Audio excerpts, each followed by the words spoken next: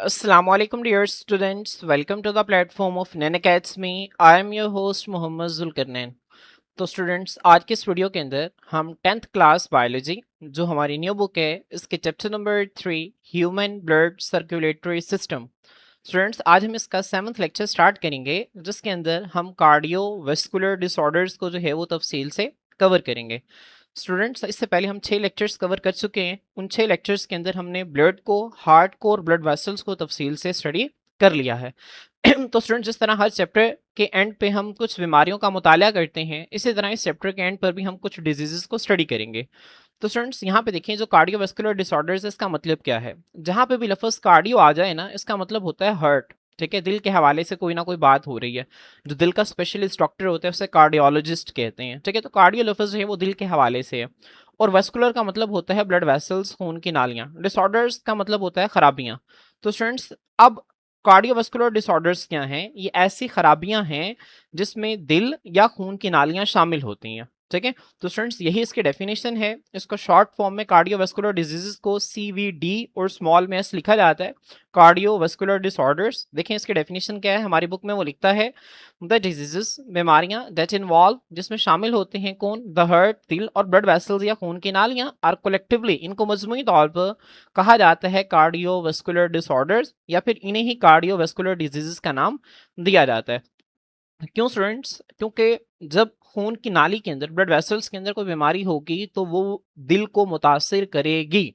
ठीक है, अभी किस तरह से मुतासिर करेगी, जब हम आगे जो है वो बीमारियों का मुताला करेंगे तो आपको साथ साथ समझ में आती जाएगी कि आखिर किस तरह से एक खून की नाली के अंदर होने वाली बीमारी दिल को जो है वो बराह रास्त मुतासिर करती है। इसी वजह से दिल और खून की नालियों को होने वाली जो बीमारियां हैं, इन दोनों को हम मजमूई तौर पर ही स्टडी करते हैं और इनको मजमूई तौर पर कार्डियोवैस्कुलर डिसऑर्डर्स या कार्डियोवैस्कुलर डिजीजेस कहा जाता है। अब स्टूडेंट्स हमारी बुक के अंदर जिन कार्डियोवैस्कुलर डिजीजेस का जिक्र है, इसमें सबसे पहले है कोरोनरी हार्ट डिजीज। क्या नाम है स्टूडेंट्स इसका?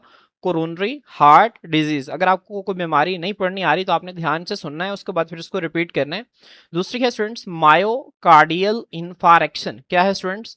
मायोकार्डियल इन्फारेक्शन। जो तीसरी बीमारी है ये है एंजाइना पेक्टोरिस। क्या नाम है स्टूडेंट्स इसका? Angina pectoris. उसके बाद जो चौथी बीमारी है ये है आर्ट्रियोस्क्लेरोसिस। क्या नाम है इसका? आर्ट्रियोस्क्लेरोसिस। और जो पांचवी है ये है अथेरोस्क्लेरोसिस। क्या नाम है स्टूडेंट्स इसका? अथेरोस्क्लेरोसिस। तो आपने जो है वो इनको एग्जांपल के तौर पे जो है वो लिख देना है।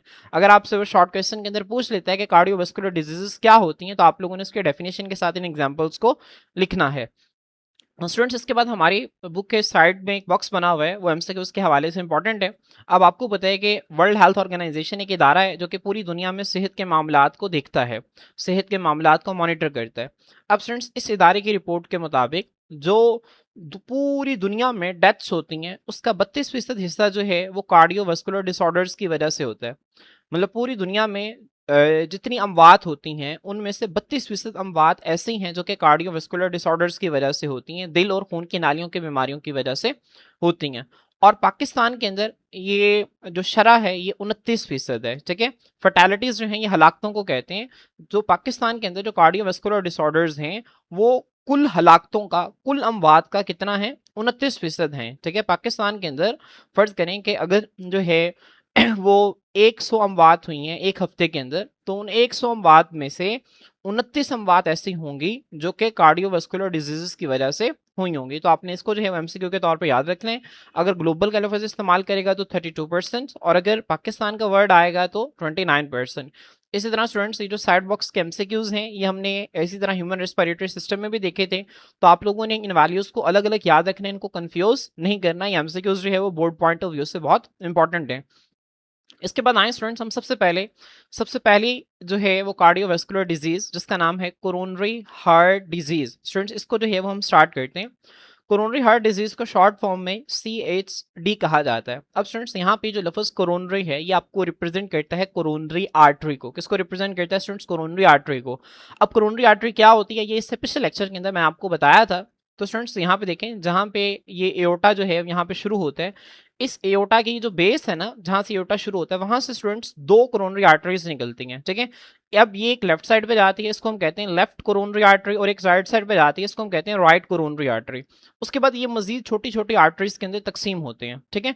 तो स्टूडेंट्स अब कोरोनरी आर्टरी जो है इसका काम क्या होता है? इसका काम ये है कि इसने हार्ट के अंदर मौजूद जो कार्डियक मसल सेल्स हैं, आपको पता है दिल जो है वो एक मस्कुलर ऑर्गन है, इसके अंदर कार्डियक मसल सेल्स मौजूद होते हैं। तो स्टूडेंट्स कार्डियक मसल सेल्स को इसने ऑक्सीजन जो है वो प्रोवाइड करनी है, ऑक्सीजन प्रोवाइड करनी है, न्यूट्रिएंट्स प्रोवाइड करने हैं, ताकि वो अपना काम जो है वो कर सकें। तो स्टूडेंट्स कोरोनरी हार्ट डिजीज के अंदर क्या होता है? इस कोरोनरी आर्टरी जो कि हार्ट मसल्स को जो है वो ऑक्सीजन प्रोवाइड कर रही है, न्यूट्रिएंट्स प्रोवाइड कर रही है, इसके अंदर या तो ब्लॉकेज आ जाती है, या रुकावट आ जाती है, या इसके अंदर जो ब्लड का फ्लो है वो क्या हो जाता है? कम हो जाता है, ठीक है। जिसकी वजह से कार्डियक मसल सेल्स को सही मिकदार के अंदर ऑक्सीजन और न्यूट्रिएंट्स जो हैं वो नहीं मिलते, जो कि उसको चाहिए होते हैं, ठीक है। तो स्टूडेंट्स अब इस बीमारी की जो डिटेल है हम आहिस्ता आहिस्ता जो है वो आगे पढ़ते जाते हैं। सबसे पहले इंट्रोडक्शन देखें। अब students it is the narrowing, इस ये जो बीमारी है कोरोनरी हार्ट डिजीज, इसमें क्या होता है? इट इज द नैरोइंग, इसमें तंग हो जाती है और ब्लॉकेज या रुकावट आ जाती है, किसकी? कोरोनरी आर्टरीज की। अब कोरोनरी आर्टरीज क्या है? Which supply the blood to the heart muscle. Coronary arteries students वो आर्टरीज जो कि दिल के मसल्स को ऑक्सीजन सप्लाई करते हैं, उनको हम कोरोनरी आर्टरीज कहते हैं। कोरोनरी हार्ट डिजीज एक ऐसी बीमारी है जिसमें कोरोनरी आर्टरीज के अंदर या तो क्या हो जाती है स्टूडेंट्स, या तो कोरोनरी आर्टरीज तंग हो जाती हैं, ठीक है, या उसके अंदर क्या आ जाती है? रुकावट आ जाती है। ब्लॉकेज रुकावट को कहते हैं, नैरोइंग का मतलब होता है तंग होना। अब स्टूडेंट्स ये जो रुकावट है ये क्यों आती है? ये जो कोरोनरी आर्टरीज तंग होती हैं ये क्यों होती हैं, ठीक है। अब इसकी वजह लिखी हुई है, वो कहते हैं दिस कंडीशन, ये जो हालत है इस प्राइमरीली ये इब्तदाई तौर पर काज्ड सबब बनती है किस वजह से? एथेरोस्क्लेरोसिस की वजह से। अब स्टूडेंट्स एथेरोस्क्लेरोसिस जो है ये मैंने आपको फॉर एग्जांपल जब हमने पढ़ी थी कार्डियोवास्कुलर डिसऑर्डर्स की, वहां पे भी मैंने आपको बताया था। अब हम इसकी डिटेल देखते हैं, एथेरोस्क्लेरोसिस है क्या।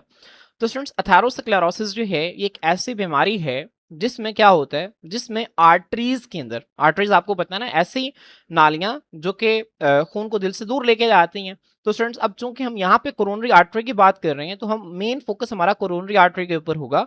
तो एथेरोस्क्लेरोसिस एक ऐसी स्टूडेंट्स कंडीशन है जिसमें आर्टरीज के अंदर जो है वो फैटी डिपॉजिट्स की एक्यूमुलेशन होती है। अब इसका क्या मतलब है? देखिए फैटी का मतलब होता है चर्बी, आप इसको चर्बी समझें आसान जुबान में, सबसे आसान जुबान में आप इसको चर्बी समझें। डिपॉजिट्स का मतलब होता है ढेर, ठीक है। फैटी डिपॉजिट्स का मतलब होता है चर्बी के ढेर, एक्यूमुलेशन का मतलब होता है जमा होना। एथेरोस्क्लेरोसिस एक ऐसी बीमारी है जिसमें खून की नाली के अंदर चर्बी के ढेर जो हैं वो जमा होते जाते हैं। अब जब ये चर्बी के ढेर जमा होते जाते हैं ना, तो स्टूडेंट्स इससे होता क्या है? इससे अंदर वाली साइड पर चर्बी की एक तह बन जाती है। इस तह को हम नाम देते हैं प्लेक का। किसका नाम देते हैं स्टूडेंट्स? प्लेक का नाम देते हैं, PLAQUES। तो ये प्लेक स्टूडेंट्स ये क्या है? देखें आप लोगों ने इसको अपनी बुक के ऊपर लिख लेना है। खून की नाली में चर्बी की जमी हुई सख्त तह या रुकावट को प्लेक कहते हैं, ठीक है। तो आपने प्लेक को याद रखना है। खून की नाली में चर्बी की जमी हुई सख्त तय या रुकावट को क्या कहते हैं? प्लेक कहते हैं। तो इसकी डेफिनेशन आपने नहीं भूलनी, लेक्चर के एंड तक आपको काम आएगी। मैं दोबारा रिपीट कर रहा हूँ, खून की नाली में चर्बी की जमी हुई सख्त तय या रुकावट को प्लेक कहा जाता है, ठीक है। तो स्टूडेंट्स ये आपको खून की नाली नजर आ रही है। इस खून की नाली के अंदर यहाँ पे आप देखें ये चर्बी के जो जखीरे हैं वो आहिस्ता आहिस्ता इकट्ठा होना शुरू हो गए हैं। अब यहाँ पे चर्बी के इकट्ठा होने की वजह से खून के बहाव के लिए जो रास्ता है वो आहिस्ता आहिस्ता क्या होता जा रहा है? तंग होता जा रहा है। और अगर ये बहुत ज्यादा जमा हो जाए तो यहाँ पे खून के रास्ता जो है वो बिल्कुल बंद भी हो सकता है, ठीक है। तो स्टूडेंट्स एक ऐसी बीमारी जिसमें कोरोनरी आर्टरीज के अंदर जो है वो नैरोइंग, या तो वो तंग हो जाए या वो ब्लॉक हो जाए, इस बीमारी को हम कोरोनरी हार्ट डिजीज कहते हैं, ठीक है। तो स्टूडेंट्स अब ये होता क्यों है? इस बीमारी के जो सबसे इब्तदाई वजह है वो एथेरोस्क्लेरोसिस है। एथेरोस्क्लेरोसिस क्या है स्टूडेंट्स? एक ऐसी हालत है जिसमें आर्टरीज के अंदर क्या, आर्टरीज के अंदर जो है वो चर्बी के ढेर जो है वो जमा होना शुरू हो जाते हैं। एक्यूमुलेशन ऑफ फैटी डिपॉजिट्स, ठीक है, इन आर्टरीज। अब स्टूडेंट्स ये जो फैटी डिपॉजिट्स हैं जब चर्बी की तहें जमा होती हैं तो आर्टरीज के अंदर जो है वो इसकी बाकायदा एक तह बन जाती है, और इस तय को जो है वो हम किसका नाम देते हैं? इस तय को जो है वो हम नाम देते हैं प्लेक का, ठीक है। तो आपने प्लेक का याद रखना है। प्लेक क्या है? ये असल में चर्बी की एक बाकायदा तय है या रुकावट है जो कि खून की नाली के अंदर मौजूद होती है, ठीक है। तो स्टूडेंट्स होपफुली आपको इसका इंट्रोडक्शन समझ में आ गया होगा। मैं इसको दोबारा रिपीट कर देता हूँ। कोरोनरी हार्ट डिजीज एक ऐसी बीमारी है जिसमें कोरोनरी आर्टरी वो खून की नाली है जिसने दिल को जो है वो ऑक्सीजन न्यूट्रिएंट्स जो है वो सप्लाई करने हैं। इस नाली के अंदर जो है या तो तंगी आ जाती है या फिर ये नाली ब्लॉक हो जाती है। अब ऐसा होता क्यों है स्टूडेंट्स? इसकी जो इब्तदाई वजह है वो है अथेरोस्क्लेरोसिस। अथेरोस्क्लेरोसिस क्या होता है स्टूडेंट्स? ये एक ऐसी हालत है जिसमें खून की नाली, जो इसको हम आर्टरीज कह रहे हैं, यहाँ पे आर्टरीज के दीवारों के अंदर क्या होता है स्टूडेंट्स, जो फैटी डिपॉजिट्स हैं उनकी एक्यूमुलेशन होती है। फैटी डिपॉजिट्स कहते हैं चर्बी के जखीरों को। चर्बी के जो ढेर हैं वो आहिस्ता आहिस्ता जमा होना शुरू होते हैं। जब चर्बी के ढेर काफी सारे इकट्ठे होते हैं तो वो बाकायदा पूरी क्या करते हैं स्टूडेंट्स, वो पूरी एक तह बना देते हैं। ठीक है, तो ये जो पूरी चर्बी की तह बनती है इसको हम प्लेग का नाम देते हैं। ठीक है, तो स्टूडेंट्स होपफुली आपको यहाँ तक चीजें जो है वो क्लियर हो गई होंगी। इसके बाद स्टूडेंट्स कॉजेज हैं। इसके कॉजेज क्या हैं? कोरोनरी हार्ट डिजीज जो है इसकी वजूहात क्या हैं, ये किन किन वजूहात की वजह से होती है। अब आखिर कोरोनरी जो आर्टरी है उसके अंदर बाकायदा चर्बी की एक तह बन रही है, प्लेग बन रहा है, तो उसके बनने की वजूहात क्या हैं? ठीक है, तो स्टूडेंट सबसे पहले इसकी वजह है high levels of low density lipoproteins. अब स्टूडेंट्स लो डेंसिटी लिपोप्रोटीन्स के आगे उसने कोलेस्ट्रॉल लिखा हुआ है। अब यहाँ पे आपने सबसे पहले एक पॉइंट को समझना है स्टूडेंट्स, ये जो कोलेस्ट्रॉल है ना ये असल में क्या है, आप इसको समझें कि ये एक किस्म का फैट है। ठीक है, ये एक किस्म का क्या है? फैट है, लिपिड है। ठीक है, जो कि हमारी बॉडी के लिए जो है वो एक किस्म का जरूरी भी है। आपने 9th क्लास के अंदर पढ़ा होगा, ये जो कोलेस्ट्रॉल है ये हमारी बॉडी के अंदर जो है हमारी सेल मेम्ब्रेन के अंदर मौजूद होता है। इसी तरह स्टूडेंट्स ये जो कोलेस्ट्रॉल है ना ये हमारी बॉडी के अंदर विटामिन डी की सिंथेसिस करवाता है, और विटामिन डी हमारी बॉडी के अंदर हड्डियों को मजबूत बनाते हैं। इसी तरह कोलेस्ट्रॉल और भी कई कामों के लिए जो है वो इस्तेमाल होता है। अब स्टूडेंट्स ये जो कोलेस्ट्रॉल है ये दो तरह का होता है, एक को हम कहते हैं गुड कोलेस्ट्रॉल और एक को हम कहते हैं बैड कोलेस्ट्रॉल। ठीक है, कोलेस्ट्रॉल हमारी बॉडी के अंदर कितनी तरह का है? दो तरह का है। एक को हम गुड कोलेस्ट्रॉल कहते हैं और एक को हम क्या कहते हैं? बैड कोलेस्ट्रॉल कहते हैं। स्टूडेंट्स ये जो गुड कोलेस्ट्रॉल है ना, गुड कोलेस्ट्रॉल का नाम होता है high density lipoprotein. Good cholesterol के लिए हम क्या लफ्ज इस्तेमाल करते हैं? High density lipoprotein. जबकि स्टूडेंट्स ये जो बैड कोलेस्ट्रॉल है, बैड कोलेस्ट्रॉल के हम लफ्ज इस्तेमाल करते हैं लो डेंसिटी लिपोप्रोटीन। कौन सा लफ्ज इस्तेमाल करते हैं स्टूडेंट्स? Low density lipoprotein. तो आपने इसको याद रखना है। हमारी बॉडी में कोलेस्ट्रॉल के कितने टाइप्स हैं? दो टाइप्स हैं, एक को गुड कोलेस्ट्रॉल कहते हैं, एक को बैड कोलेस्ट्रॉल कहते हैं। गुड कोलेस्ट्रॉल को हम हाई डेंसिटी लिपोप्रोटीन कहते हैं और बैड कोलेस्ट्रॉल को हम लो डेंसिटी लिपोप्रोटीन कहते हैं। ठीक है, अब स्टूडेंट्स ये जो दोनों कोलेस्ट्रॉल है ना इसको बनाता कौन है? इसको बनाती है हमारी बॉडी के अंदर लिवर, हमारा जो जिगर है ना वो इनको बनाता है। अब स्टूडेंट्स जिगर कैसे बनाता है? अब जब हम जो है वो चिकनाई वाली चीजें खाते हैं, मिसाल के तौर पर आपने फास्ट फूड खाया, आपने तली हुई चीजें खाई, फ्राइज खाई, आपने तला हुआ जो है वो गोश्त खाया, आपने इसी तरह से फास्ट फूड खाया, तो स्टूडेंट्स अब इसके अंदर जो फैट होता है ना, आपका लिवर उस फैट को इस्तेमाल करके बैड कोलेस्ट्रॉल बनाता है। क्या बनाता है? बैड कोलेस्ट्रॉल बनाता है। लेकिन जब आप हेल्दी खाना खाते हैं, आप सब्जियां खाते हैं, आप फल खाते हैं स्टूडेंट्स, आप जो है वो बाकायदा जो है वो वॉलनट्स का इस्तेमाल करते हैं, आप ड्राई फ्रूट्स का इस्तेमाल करते हैं, तो इनके अंदर जो फैट होता है आपका लिवर उस फैट को इस्तेमाल करके क्या बनाता है? गुड कोलेस्ट्रॉल बनाता है। ठीक है, तो अब एक गुड कोलेस्ट्रॉल और बैड कोलेस्ट्रॉल दोनों को हमारा लिवर बनाता है। लिवर कैसे बनाता है? हम जो खाना खाते हैं उस खाने की बुनियाद पे, उस खाने के अंदर जो फैट्स होते हैं उनको इस्तेमाल करके ये कोलेस्ट्रॉल बनाया जाता है। अगर आप फास्ट फूड खा रहे हैं, तली हुई चीजें खा रही हैं, तो आपकी बॉडी के अंदर बैड कोलेस्ट्रॉल बनेगा। अगर आप अच्छा खाना खा रहे हैं तो आपकी बॉडी के अंदर गुड कोलेस्ट्रॉल बनेगा। अब स्टूडेंट जितना ज्यादा गुड कोलेस्ट्रॉल होगा उतना ही हमारी बॉडी के लिए फायदेमंद है। गुड कोलेस्ट्रॉल क्या काम करता है? ये हमारी खून की नाली के अंदर ना किसी किस्म की ये जो फैट है ना इसको डिपॉजिट नहीं होने देता। ठीक है, जो फैट है इसको हमारी खून की नाली के अंदर डिपॉजिट नहीं होने देता। ये देखिए आपको ये नजर आ रहा है, ये ब्लू कलर के जो है ये गुड कोलेस्ट्रॉल है, तो ये क्या करता है? येलो कलर का जो बैड कोलेस्ट्रॉल है ना इसको अपने साथ अटैच कर लेता है और इसको दिल के पास ले जाता है, इसको खून की नाली के अंदर जमा नहीं होने देता। जबकि जो बैड कोलेस्ट्रॉल है ना स्टूडेंट्स ये खून की नाली के अंदर जमा होता है। ठीक है, बैड कोलेस्ट्रॉल जो है ये बुरा है, ये खून की नाली के अंदर क्या होता है? जमा होता है। और जब ये खून की नाली के अंदर जमा होगा तो जाहिर सी बात है स्टूडेंट्स यहाँ पे क्या करेगा? ये इस खून की नाली को तंग कर देगा या इसको मुकम्मल बंद कर देगा। ठीक है, तो अब स्टूडेंट्स होता ये है कि जब हमारी बॉडी के अंदर बैड कोलेस्ट्रॉल का लेवल जो है वो नॉर्मल से बहुत ज्यादा हो जाए, जिसको हम कहते हैं high level of low density lipoproteins, तो स्टूडेंट्स तब क्या होता है? तब कोरोनरी आर्टरी के अंदर इसका जो है वो डिपॉजिट होना शुरू हो जाता है, ये जमा होना शुरू हो जाता है। ठीक है, जब आपको पता है जब ये बैड कोलेस्ट्रॉल हमारी आर्टरी के अंदर डिपॉजिट होगा तो कोरोनरी आर्टरी जो है वो क्या हो जाएगी, तंग हो जाएगी या वो ब्लॉक हो सकती है। तो स्टूडेंट्स इसी कंडीशन को तो हम कोरोनरी हार्ट डिजीज कहते हैं, ठीक है। तो जिसकी सबसे पहली वजह है वो है high level of low density lipoproteins cholesterol in blood. तो आपने ऐसे याद रखना है इसको कि हमारी बॉडी के अंदर जब बैड कोलेस्ट्रॉल का लेवल जो है वो बहुत ज्यादा हो जाता है तो इसके नतीजा में कोरोनरी हार्ट डिजीज हो सकती है। उसके बाद स्टूडेंट्स हाई ब्लड प्रेशर, जब आपकी बॉडी का जो है ब्लड प्रेशर नॉर्मल से ज्यादा होता है तो इसके नतीजा में भी कोरोनरी हार्ट डिजीज हो सकती है। अब ये कैसे होती है अभी मैं आपको बताता हूँ। स्मोकिंग, तंबाकू नोशी से, सिगरेट पीने की वजह से भी हो सकती है, डायबिटीज शुगर की वजह से भी हो सकती है। अब स्टूडेंट्स ये तीनों कैसे कॉज करते हैं आपने इसको ध्यान से समझना है, ये पॉइंट आपको आगे भी काम आएगा।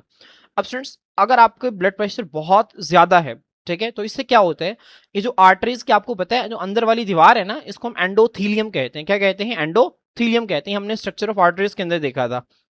आर्टरीज की 3 लेयर्स होती हैं। जो आउटर लेयर है वो कनेक्टिव टिश्यू से मिलकर बनती है। मिडल लेयर के अंदर क्या होते हैं students? Smooth muscles and elastic tissue. और जो सबसे अंदर वाली लेयर है इसको हम एंडोथीलियम कहते हैं। ये एक सेल्स की लेयर पर मुश्तमिल होती है। तो स्टूडेंट जब बहुत ज्यादा ब्लड प्रेशर होता है ना, तो बहुत ज्यादा ब्लड प्रेशर जो है, खून जब स्पीड से मूव करता है तो ये एंडोथीलियल को डैमेज कर देता है। क्या कर देता है स्टूडेंट्स? डैमेज कर देता है। इसी तरह ये जो स्मोकिंग है ना, स्मोकिंग के अंदर केमिकल्स होते हैं, वो केमिकल्स हमारी खून की नाली के अंदर एंडोथीलियम को डैमेज करते हैं। इसी तरह स्टूडेंट्स डायबिटीज, डायबिटीज जो है ये शुगर की बीमारी को कहते हैं। इस बीमारी के अंदर हमारी बॉडी के अंदर शुगर जो है वो बहुत ज्यादा हो जाती है, ठीक है। शुगर के मरीज आपने बहुत आम देखे होंगे। तो शुगर के मरीज, तंबाकू नोशी करने वाले लोग और जिन लोगों में ज्यादा ब्लड प्रेशर होता है, तो इनमें क्या होता है स्टूडेंट्स, इनमें ये सारी चीजें जो हैं ये एंडोथीलियम को डैमेज करती हैं।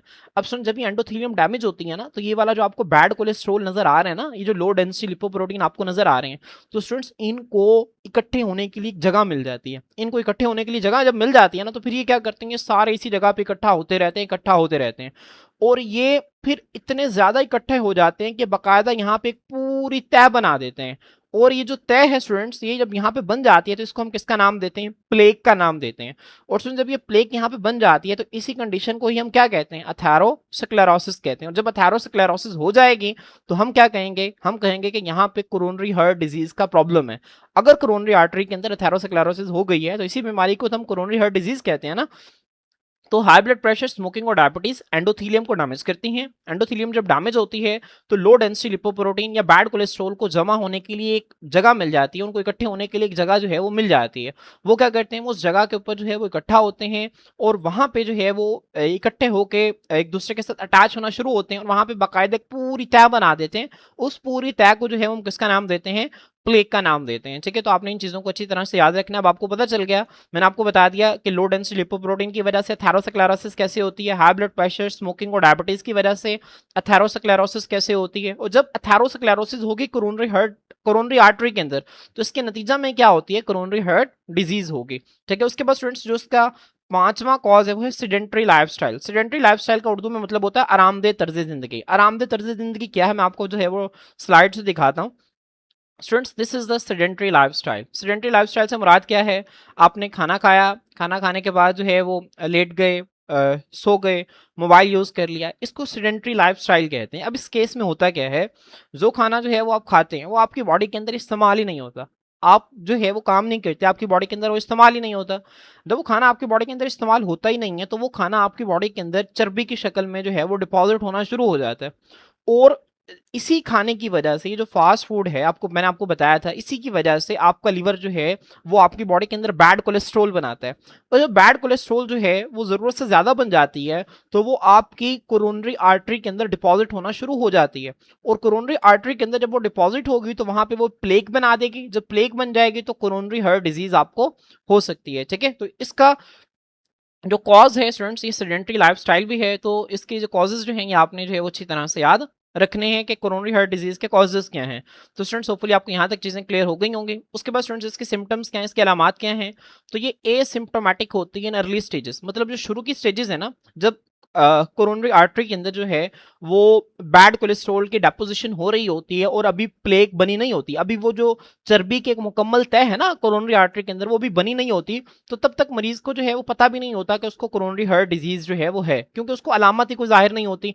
तब तक खून को गुजरने के लिए कुछ ना कुछ रास्ता जो है वो मिल जाता है। लेकिन स्टूडेंट्स जैसे जैसे प्लेक बनती रहती है और वो जो प्लेक है वो बड़ी होती रहती है, वो जो प्लेक बड़ी होती रहती है, तो खून को जब गुजरने के लिए मसला बनता है ना, ठीक है। जब खून को जाहिर सी बात है गुजरने के लिए प्रॉब्लम हो गई, तो हार्ट के मसल्स को वो ब्लड नहीं मिलेगा जो उसको चाहिए, जब उसको वो ऑक्सीजन, वो न्यूट्रिएंट्स नहीं मिलेंगे जो कि उसको वो चाहिए, तो फिर इस कंडीशन में फिर उसको जो है वो चेस्ट पेन, सीने में दर्द होना शुरू होता है और डिस्कम्फर्ट या तंगी होना शुरू होती है। ठीक है। तो स्टूडेंट्स बाद में जो है जैसे जैसे कंडीशन जो है प्रोग्रेस होती रहती है, जैसे जैसे ये बीमारी जो है वो बढ़ती रहती है, तो इसी के साथ पेशेंट को जो है वो सीने में दर्द या सीने में बेचैनी की तकलीफ जो है ये हो सकती है। और चेस्ट पेन के लिए स्टूडेंट्स हम लफ्ज इस्तेमाल करते हैं एंजाइना पेक्टोरिस। क्या इस्तेमाल करते हैं? एंजाइना पेक्टोरिस, जिसको हम जो है एक कार्डियोवास्कुलर डिसऑर्डर के तौर पर जो है वो अपनी इस बुक के अंदर स्टडी भी करेंगे। तो स्टूडेंट्स होपफुली आपको सिम्टम्स जो हैं वो उसकी क्लियर हो गई होंगी। इसके बाद स्टूडेंट्स इसके रिस्क फैक्टर्स क्या हैं? रिस्क फैक्टर्स से मुराद ये वो कौन कौन सी चीजें हैं जो कि किसी भी मरीज के अंदर कोरोनरी हार्ट डिजीज के खतरे को बहुत ज्यादा बढ़ा देती हैं। वो कौन कौन सी चीजें हैं? सबसे पहले देखें फैमिली हिस्ट्री। फैमिली हिस्ट्री से मुराद ये है कि अगर किसी शख्स की फैमिली में उसके पेरेंट्स को जो है वो कोरोनरी हार्ट डिजीज है, या दिल का या खून की नालियों का कोई प्रॉब्लम है, या उसके बहन भाइयों में किसी को प्रॉब्लम है, तो उसको स्टूडेंट्स दिल और खून की नालियों के मसाइल जो हैं, दिल और खून की नालियों की जो बीमारियां होने के इम्कानात जो हैं वो नॉर्मल से क्या हो जाते हैं? ज्यादा हो जाते हैं। ठीक है। अगर फैमिली में प्रॉब्लम है, बहन भाइयों में प्रॉब्लम है, तो इसका मतलब ये है कि ये जीन्स के अंदर ही कोई प्रॉब्लम है, और वो जीन जाहिर सी बात है फिर उसके अंदर भी मौजूद हैं, तो फिर उसमें बाकियों की निस्बत जो है वो कार्डियोवास्कुलर डिसऑर्डर्स के जो इम्कानात हैं वो ज्यादा होते हैं। उसके बाद स्टूडेंट्स ओबेसिटी। ओबेसिटी कहते हैं मोटापे को। तो स्टूडेंट्स मोटापे के हवाले से आपने याद रखना है, मोटापा जो है वो तमाम बीमारियों की माँ है। ओबेसिटी को कहा जाता है, obesity is the mother of diseases. मोटापे से जो है वो ब्लड प्रेशर होता है, मोटापे की वजह से ही जो है वो शुगर होती है। और आपको पता है, मैंने आपको अभी ऊपर बताया कि डायबिटीज और ब्लड प्रेशर दोनों ही कोरोनरी हार्ट डिजीज की कॉजेज हैं। ठीक है। और डायबिटीज और ब्लड प्रेशर की कॉज क्या है? ओबेसिटी है। तो मोटापे की वजह से ब्लड प्रेशर होगा, शुगर होगा, और उन दोनों की वजह से कोरोनरी हार्ट डिजीज हो सकती है। तो मोटापे में जो है अगर वो लोग जिनमें मोटापा है तो उनके अंदर कोरोनरी हार्ट डिजीज के इम्कान जो है वो ज्यादा हो जाते हैं। उसके बाद हाई ब्लड प्रेशर। आपको मैंने बताया कि जब ब्लड प्रेशर ज्यादा होगा तो ज्यादा ब्लड प्रेशर जो है वो कोरोनरी आर्टरीज की एंडोथीलियम को डैमेज करेगा, जिसकी वजह से वहां पे जो बैड कोलेस्ट्रॉल है उसको जमा होने के लिए एक जो है वो पॉइंट मिल जाएगा, और वहां पे वो जमा होकर एक बाकायदा एक प्लेग बना देगा। ठीक है। जिसके नतीजा में वहां पे एथेरोस्क्लेरोसिस हो जाएगी, और फिर एथेरोस्क्लेरोसिस जब कोरोनरी आर्टरी के अंदर हो गई है, इसी को हम कोरोनरी हार्ट डिजीज का नाम देते हैं। उसके बाद स्टूडेंट्स हाई कोलेस्ट्रॉल लेवल्स। यहाँ पे बैड कोलेस्ट्रॉल की बात हो रही है। अगर हमारी बॉडी के अंदर bad cholesterol, low density lipoprotein का लेवल जो है वो ज्यादा हो जाता है, तो स्टूडेंट्स इसके नतीजा में भी जो है वो कोरोनरी हार्ट डिजीज का रिस्क बढ़ जाता है। उसके बाद लाइफस्टाइल फैक्टर्स का मैंने आपको बता दिया कि सेडेंटरी लाइफस्टाइल, वो लोग जो कि आरामदेह तर्ज जिंदगी एंजॉय करते हैं, उनमें कोरोनरी हार्ट डिजीज के इम्कान जो हैं वो ज्यादा होते हैं। स्टूडेंट्स उसके बाद इसकी प्रिवेंशन है, इससे हम जो है वो बच कैसे सकते हैं? कोरोनरी हार्ट डिजीज की जो है इस बीमारी से हम बच कैसे सकते हैं? कौन कौन सी चीज़ों को जब हम अडॉप्ट करते हैं तो हम इस बीमारी से महफूज रह सकते हैं? सबसे पहले हेल्दी डाइट। हेल्दी डाइट का मतलब ये है स्टूडेंट्स के सेहतमंद जो है वो खुराक का इस्तेमाल करना है। हेल्दी डाइट से मुराद हरगिज़ फास्ट फूड नहीं है, हरगिज़ इससे मुराद ड्रिंक्स नहीं है, हरगिज़ इससे मुराद जो है वो तली हुई चीज़ें नहीं है। ठीक है। ये जो तली हुई चीज़ें हैं, फास्ट फूड है, ये सब जो है वो हमारी बॉडी के अंदर बैड कोलेस्ट्रॉल के लेवल को ज़्यादा करते हैं। ठीक है। और जब बैड कोलेस्ट्रॉल का लेवल ज़्यादा होगा तो ऑटोमेटिकली बैड कोलेस्ट्रॉल जो है वो एक रिस्क फैक्टर है किसका? कोरोनरी हार्ट डिजीज़ का। तो हेल्दी डाइट से मुराद ये है आप सब्जियां खाएं, आप वेजिटेबल्स का इस्तेमाल करें, और ड्राई फ्रूट्स का इस्तेमाल करें। ठीक है। तो आप जो है उन चीज़ों का जब इस्तेमाल करेंगे तो इससे जो है वो आप कोरोनरी हार्ट डिजीज़ से बच सकते हैं। उसके बाद रेगुलर एक्सरसाइज जो है वो बाकायदा वर्जिश करें, खाना खाने के बाद जो है वो वॉक लाजमी करें, बाकायदा वर्जिश करें। जब आप वर्जिश करते हैं तो होता यह है कि आपकी बॉडी के अंदर एक तो जो आप खाना खाते हैं वो यूज़ होता है, जब वो यूज़ होता है तो आपकी बॉडी के अंदर जो चर्बी जमा होने का अमल है वो भी सुस्त हो जाता है, और वो जो चर्बी है वो भी आपकी बॉडी के अंदर इस्तेमाल होती रहती है, जिसकी वजह से वो ब्लड में डिपॉजिट नहीं होती, ब्लड में जमा नहीं होती। जब ब्लड में आएगी ही नहीं तो आपको जो है वो प्लेग भी नहीं बनेगा, प्लेग नहीं बनेगा तो जो है कोरोनरी हार्ट डिजीज भी नहीं होगी। उसके बाद स्मोकिंग सिसेशन। वो लोग जो तंबाकू नोशी करते हैं, सिगरेट का इस्तेमाल करते हैं, उनको चाहिए कि वो सिगरेट पीना जो है वो छोड़ दें, क्योंकि आपको पता है, मैंने आपको बताया कि सिगरेट के अंदर जो है वो कुछ केमिकल्स होते हैं जो कि एंडोथीलियम को डैमेज करते हैं। जब एंडोथीलियम डैमेज होती है तो वहां पे जो बैड कोलेस्ट्रॉल है उसको जगह मिल जाती है इकट्ठे होने के लिए। वहां पे जो बैड कोलेस्ट्रॉल जो है वो इकट्ठा होगा, वहां पे जब वो एक्यूमुलेट होगा तो वो एक प्लेग बना देगा, जिसके नतीजे में एथेरोस्क्लेरोसिस हो सकती है। तो अगर स्मोकिंग को रोक दिया जाए तो इससे जो है वो आप एथेरोस्क्लेरोसिस से बच सकते हैं। उसके बाद मैंने आपको बताया ब्लड प्रेशर ज़्यादा होने से भी एंडोथेलियम डैमेज होती है, तो आप ब्लड प्रेशर को मेंटेन करें, ब्लड प्रेशर को मैनेज करें। अगर ब्लड प्रेशर जो है वो ज़्यादा है तो बाकायदा डॉक्टर्स की हिदायत के मुताबिक जो है वो दवाइयों का इस्तेमाल करें। एंड कोलेस्ट्रॉल लेवल, अगर बॉडी के अंदर कोलेस्ट्रॉल लेवल ज़्यादा है तो इसका भी बाकायदा डॉक्टर के साथ जो है वो रुजू करें और डॉक्टर की हिदायत के मुताबिक जो है वो मेडिसिन लें और अपने जो कोलेस्ट्रॉल लेवल है इसको कंट्रोल करें। तो इन तमाम चीज़ों को जो है वो अडॉप्ट करके हम कोरोनरी हार्ट डिजीज से जो है वो अपनों को और अपने प्यारों को जो है वो बचा सकते हैं। इसके बाद स्टूडेंट्स इसकी कॉम्प्लिकेशंस हैं। अगर किसी शख्स के अंदर कोरोनरी हार्ट डिजीज जो है वो होती है और बाकायदा उसका ट्रीटमेंट नहीं होता, उसका इलाज नहीं होता, तो इसकी पेचीदगी क्या है? पेचीदगी से मुराद ये है कि इस बीमारी के नतीजा में मजीद क्या हो सकता है। तो इफ लेफ्ट अनट्रीटेड, अगर कोरोनरी हार्ट डिजीज को जो है बगैर इलाज किए छोड़ दिया जाए, इसका इलाज ना किया जाए, तो इसके नतीजा में होगा क्या? Coronary heart disease can lead to more severe conditions. Coronary heart disease जो है वो मजीद खतरनाक किस्म के हालात की तरफ जो है वो आपको लेके जा सकती है। अब इस खतरनाक हालात के अंदर क्या है आता है? सबसे पहले है मायोकार्डियल इन्फारेक्शन। मायोकार्डियल स्टूडेंट्स इन्फारेक्शन जो है ये हार्ट अटैक को कहते हैं। किसे कहते हैं? हार्ट अटैक के लिए लफ्ज इस्तेमाल होता है मायोकार्डियल इन्फारेक्शन। तो आपने याद रखना है इसके नतीजे में हार्ट अटैक हो सकता है, उसके अलावा हार्ट फेलियर हो सकता है। स्टूडेंट्स हार्ट फेलियर से मुराद क्या है? हार्ट फेलियर से मुराद ये है कि दिल जो है वो मुकम्मल तौर पर सही तरह से जो है वो खून को पंप नहीं कर रहा। आपको पता है खून का, दिल का काम है कि इसने सारी बॉडी के अंदर जो है वो ब्लड को पंप करना है। अब जब दिल को ब्लड की सप्लाई के अंदर रुकावट आ जाएगी तो दिल को वो ऑक्सीजन और न्यूट्रिएंट्स नहीं मिलेंगे जो कि उसका नॉर्मल काम करने के लिए चाहिए होते हैं। तो इससे होगा क्या कि दिल का जो खून को पंप करने का अमल है वो भी क्या हो जाएगा? कम हो जाएगा। तो स्टूडेंट्स इसके नतीजा में जो कंडीशन होगी उसको हम हार्ट फेलियर कहते हैं। हार्ट फेलियर से मुराद ये है कि दिल के जिम्मे जो है जो काम लगाया था वो परफॉर्म नहीं कर रहा, वो उस काम को करने में नाकाम हो गया है। तो इस कंडीशन को हार्ट फेलियर कहते हैं। तो स्टूडेंट्स दोनों के नतीजा में ही जो है वो डेथ के चांसेस हैं। तो अगर कोरोनरी हार्ट डिजीज को जो है वो ट्रीट नहीं किया जाता तो उसके नतीजा में मजीद सख्त कौन कौन सी कंडीशन हो सकती हैं? मायोकार्डियल इन्फारेक्शन हो सकता है या हार्ट फेलियर हो सकता है। इसके बाद स्टूडेंट्स हमारी बुक के अंदर जो है वो आर्टरियोस्क्लेरोसिस और एथेरोस्क्लेरोसिस के हवाले से कुछ बेसिक इन्फॉर्मेशन जो है वो गिवन है। तो स्टूडेंट्स होपफुली आपको कोरोनरी हार्ट डिजीज जो है वो उसकी अच्छी अंडरस्टैंडिंग हो गई होगी। आपने इसको ध्यान से सुनना है, समझना है और फिर इसको अच्छी तरह से समझ के याद करना है, क्योंकि ये बीमारी जो है वो आगे आपको फर्दर दोनों बीमारियों को समझने में भी मदद करेगी। तो स्टूडेंट्स अब यहाँ पे जो लफ्ज है ना आर्ट्रियो, आर्ट्रियो का मतलब है आर्टरीज। क्या है? आर्टरीज। और स्क्लेरोसिस का मतलब क्या होता है? स्क्लेरोसिस का मतलब होता है हार्डनिंग। हार्डनिंग का मतलब होता है सख्त होना। ठीक है। तो स्टूडेंट्स आर्ट्रियो स्क्लेरोसिस से क्या मुराद है? आर्ट्रियो कहते हैं आर्टरीज को, स्क्लेरोसिस का मतलब होता है हार्डनिंग, सख्त होना। आर्ट्रियो स्क्लेरोसिस जो है स्टूडेंट्स ये एक ऐसी कंडीशन है जिसमें आर्टरीज की दीवारें जो हैं वो सख्त हो जाती हैं। आर्ट्रियो स्क्लेरोसिस एक ऐसी कंडीशन है जिसमें आर्टरीज की दीवारें क्या हो जाती हैं? सख्त हो जाती हैं। इसके बाद स्टूडेंट्स स्क्लेरोसिस का मतलब अथेरोस्क्लेरोसिस में भी हार्डनिंग ही है, सख्त होना है। लेकिन लफ्ज अथेरो जो है ना, अथेरो का मतलब होता है अथेरोमा। ठीक है। अथेरोमा जो है स्टूडेंट्स इसको हम प्लेक भी कहते हैं। ठीक है। तो जो प्लेक है ना, प्लेक मैंने आपको बताया था कि खून की नाली के अंदर चर्बी की एक तय या रुकावट जो है उसको हम किसका नाम देते हैं? प्लेक का नाम देते हैं। तो उसी प्लेक को हम अथेरोमा का नाम भी देते हैं। तो असल में जो अथेरोमा है ना, यहां से लफ्ज निकला है अथेरो, और उस प्लेग की वजह से खून की नाली का हार्ड हो जाना इसको हम अथेरोस्क्लेरोसिस कहते हैं। तो स्टूडेंट्स ये बेसिक इन्फॉर्मेशन आपने याद रखनी है। अब आपकी बुक के अंदर आर्टरियोस्क्लेरोसिस के हवाले से मेंशन है। वो कहता है आर्टरियोस्क्लेरोसिस जो है इज द जनरल, ये आम हार्डनिंग, हार्डनिंग का मतलब होता है सख्त होना एंड थिकनिंग और मोटा होना ऑफ आर्टरियल वॉल्स, आर्टरीज की दीवारों का। आर्टरियोस्क्लेरोसिस के अंदर क्या होता है स्टूडेंट्स? ये एक आम टर्म है जो कि हम इस्तेमाल करते हैं कब? जब आर्टरीज की दीवारें जो हैं वो सख्त हो जाती हैं और दूसरा वो थिक होने लगती हैं, वो मोटी होने लगती हैं। अब स्टूडेंट्स ऐसा होता क्यों है? आपको इसका जो है वो स्ट्रक्चर देखना पड़ेगा। मैंने आपको बताया था कि आर्टरीज का जब हमने स्ट्रक्चर पढ़ा था, आर्टरीज के जो सबसे बाहर जो है वो कनेक्टिव टिश्यू होता है।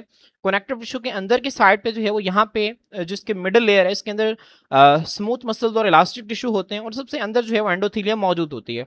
अब स्टूडेंट्स होता ये कि जैसे जैसे उम्र जो है वो ज्यादा होती जाती है तो इस मिडल लेयर के अंदर इलास्टिक टिश्यू की मिकदार जो है वो आहिस्ता आहिस्ता कम होना शुरू होती है। और जैसे जैसे इलास्टिक टिश्यू कम होता जाता है ना, तो आपको पता है जब इसके अंदर इलास्टिक टिश्यू कम हो जाएगा तो इसके जो लचक वाली सलाहियत है वो आहिस्ता आहिस्ता जो है वो कम होती जाएगी, जिसके नतीजे में आर्टरीज की दीवारें हार्ड हो जाती हैं।